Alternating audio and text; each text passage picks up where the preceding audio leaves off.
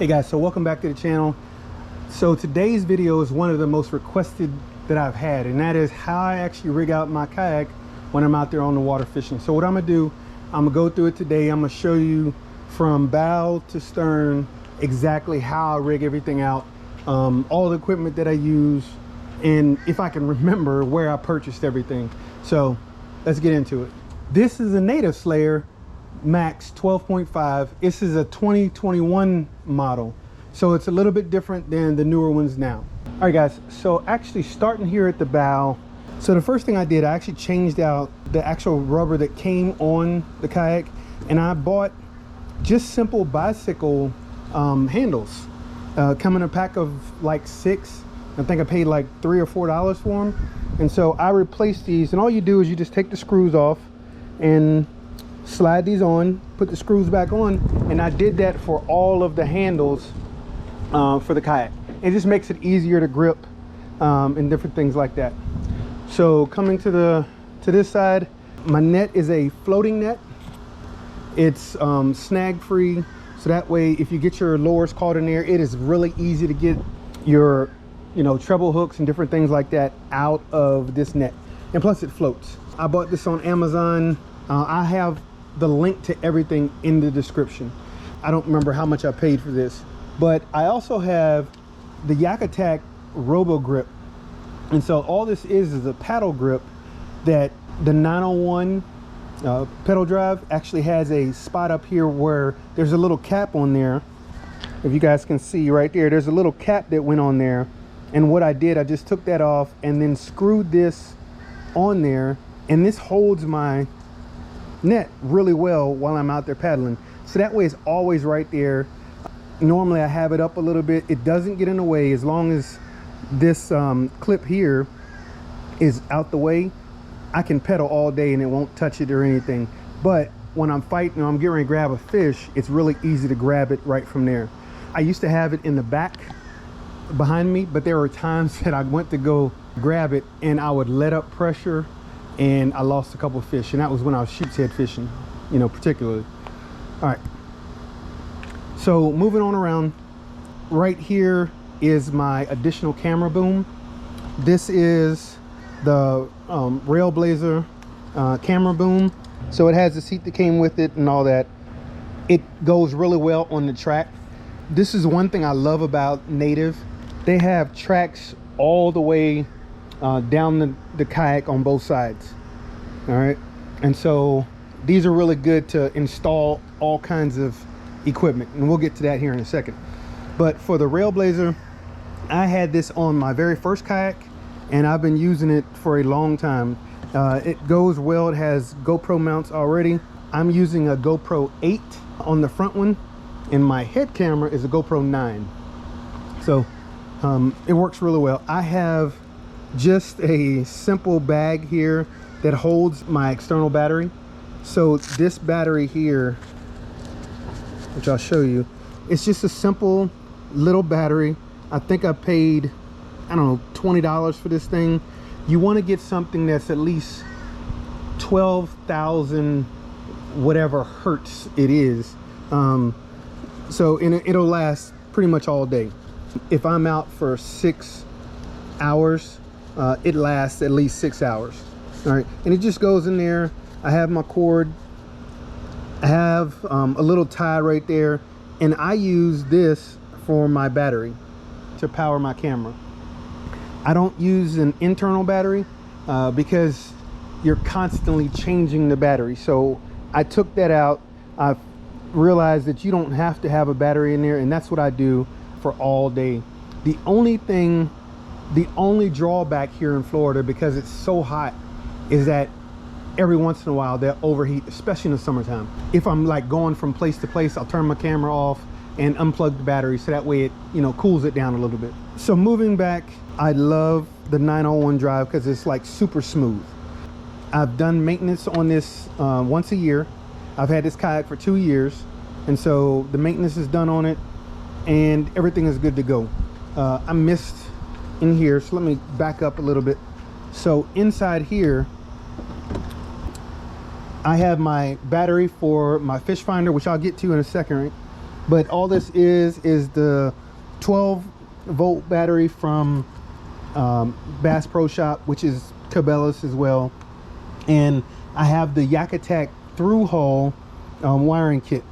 I've done a video on that, so if you guys want to check that out, I'll leave that in the description as well.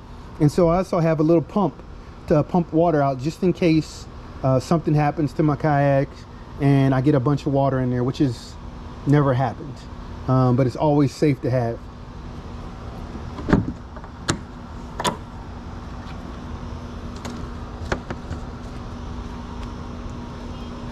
All right, moving down a little bit, I have an Overboard Pro.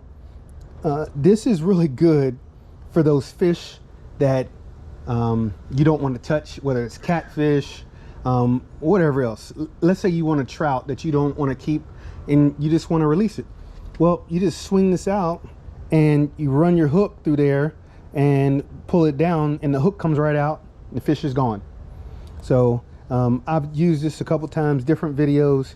You can check those out. Moving back a little bit further, the thing about Native, it has 2 tackle storages, one on either side with quick release elastic. These are 3640 size plain old tackle boxes. These are the waterproof ones. And so in here, what I normally do if I'm sheep's head fishing, I have a bunch of sheep's head jigs, whatever kind that I'm using. I have those in here, and then other hooks on the other side if I'm doing straight lures or another type of fishing. I'll sometimes switch those just because I like to grab from this side. So a little bit further, I have a Yak Attack cleat for my anchor. So if I have my anchor out, I just run this through and it keeps my anchor line. So right here I have my stakeout pole. This is an 8-foot stakeout pole. I use the built-in rod protectors that are here on the kayak. The Native Slayer Max has 2 of them on either side, or 1 of them on each side. And so I just run my stakeout pole right through there and it stops right about here somewhere. So to hold that down, I have Yak Attack Robo paddle grip. This is a paddle holder. I just have it on my Boondocks gear because the Boondocks gear, this is one thing I like about it, it has track mounts on both sides. All right, and so this just slides in there. If I'm moving from place to place, I just have a tie that just goes around to keep it in place so it doesn't bounce all over the place. But this actually stays on my kayak all the time. As you can see, I have the original rubber ones on here. I don't ever use this handle on both sides, so I just have the bike grips on the back side and the front. I didn't do these because I hardly ever use these, so there's no use in messing with them. But for the Boondocks gear, this, when I purchased the kayak, this was actually on there, so I didn't have to worry about adding it or anything like that. The guy that I purchased it from had it perfectly adjusted, so it fits really well and it's easy to carry the kayak just from the front of the nose. It's balanced really well and it's really good for the equipment that I have, and I'll talk about that here a little bit more. But I have Boondocks gear on there. With the Native Slayer Max 12.5, you have several rod holders. You have one on either side that are rear facing, and you have one on the front side which is forward facing, and I'll talk about that a little bit more in a second. But over here also, you also have your steering handle here. It moves your rudder, and down in here is where I typically keep any of my scents. So I have like shrimp procure and mullet. I usually keep those in there. I have a couple other things in, but I'll talk about those when I get to the other side. Something else I have on here, many of you have seen this and asked me about it, and so I actually took this off just because I wanted to hold it. This goes on this track mount, but this holds my stakeout pole. And so if you've seen in videos where I'm going, and especially like if I'm going shallow and I'm fishing for redfish, if I spot a fish, it is really easy to take this stakeout pole and put it straight through here. This is perfectly centered or perfectly rounded for either any type of stakeout pole, whether it's the Yak Attack parking pole or whatever kind, but it fits really well. And so a lot of times you'll see me, I'll just put that in the ground real quick and it stops me immediately, and then I can go ahead and fish. Or if I'm fishing for redfish and I don't want that thing pulling me all over the place, I'll just stick it in there and I'm good to go. So moving back, I'll talk about the rest of this gear when I get to the other side. But back here in the back, I have my safety flag. You guys can see my safety flag is a little tattered. I made this was a regular safety flag that I bought off of Amazon. It's a Yak Attack pole. I took the flag off. Actually, the flag blew off.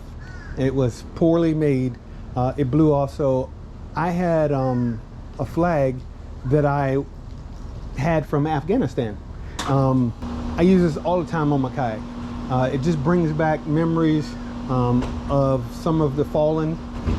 That's why I'm part of rack fishing. I'll throw that plug in there, where we help first responders, whether police, firefighters, or military, especially those dealing with PTSD. We actually have a couple events this year where we take those guys out, or gals, out on the water for free, and all they have to do is just show up and we take them fishing.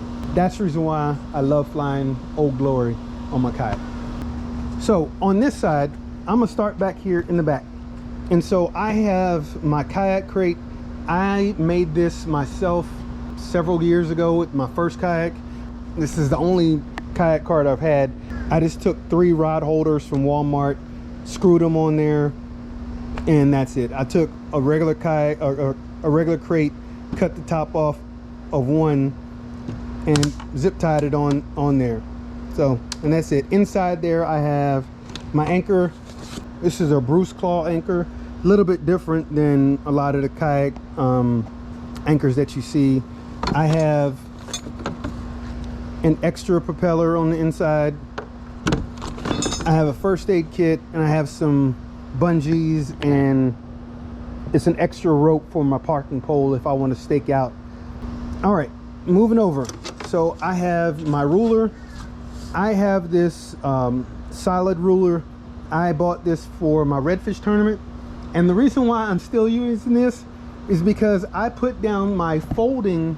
I don't know if you guys saw any of my videos, I had an orange folding board. I put it down when I purchased this one, and I never picked it up, and I can't find it.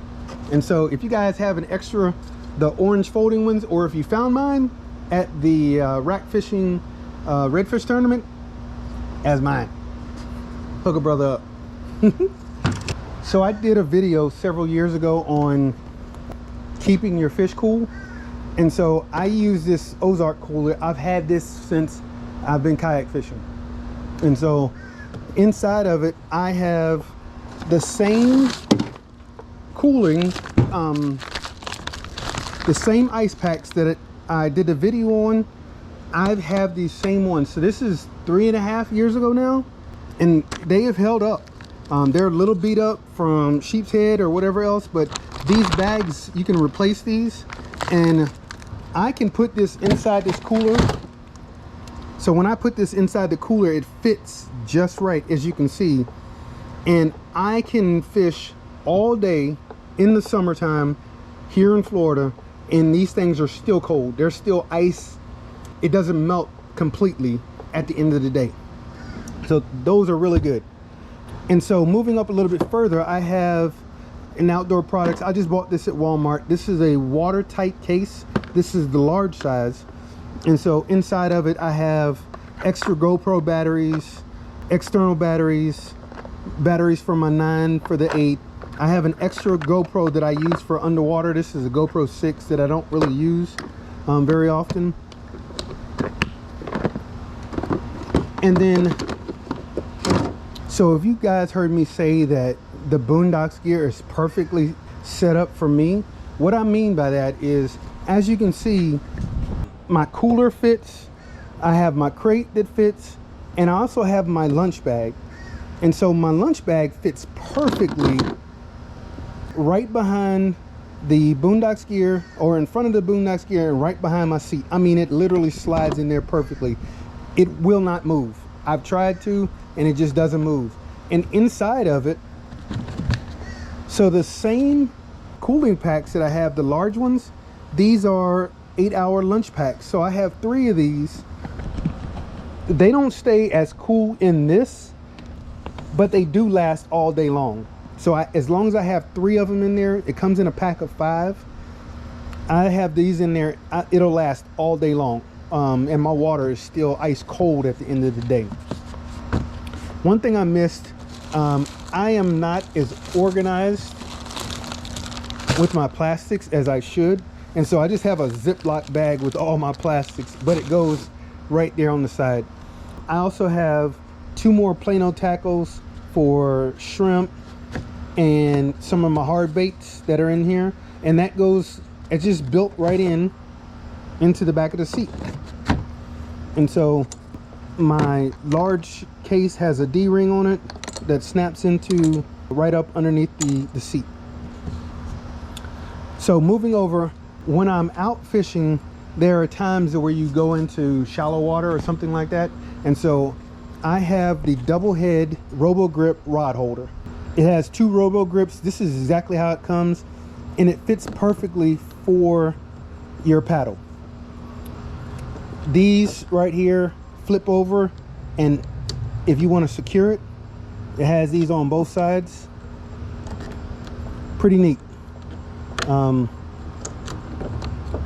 So this is a good addition. It goes on my track mount all the way at the very end, just so I can get the other Plano tackle box out.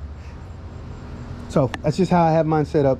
And then over on this side, since I'm right-handed, and most of the time, if you guys see me, I land a fish, I put my rod inside this rod holder. And so since I'm right-handed, I have my fish grips. These are mainly for snook and redfish and trout. And so I typically use this one for sheep's head, just because sheep's head's mouths are hard to use with the bigger grips, unless it's a really big sheep's head. But typically these work better for sheep's head. And then I have aluminum pliers here. So I will tell you guys, aluminum or plastic is what you want to do for your equipment for saltwater. I'm just telling you. Moving up front, I have my Garmin Striker 4. So the thing I like about the Native is that it has the hard side panel for the through-hole wiring system.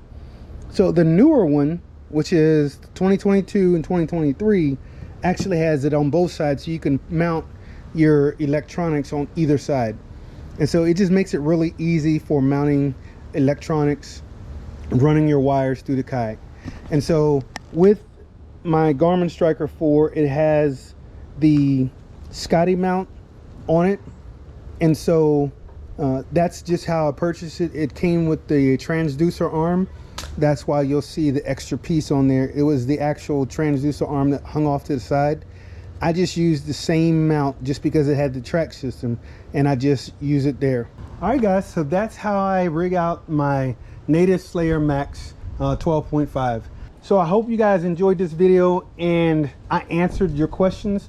If you have any other questions about the equipment I use or anything like that, like I said, I'm going to have information in the description for each item that I have on my kayak that I have purchased and added here. If you have any questions, just hit me up in the comments below. If you did like this video, go ahead and do me a favor, hit that like button. If you've never subscribed before, go ahead and subscribe. It really helps me out. And then share my channel with others so they can see the type of content I'm putting out. All right guys, till next time, remember God loves you, God bless you, may He keep you. Peace.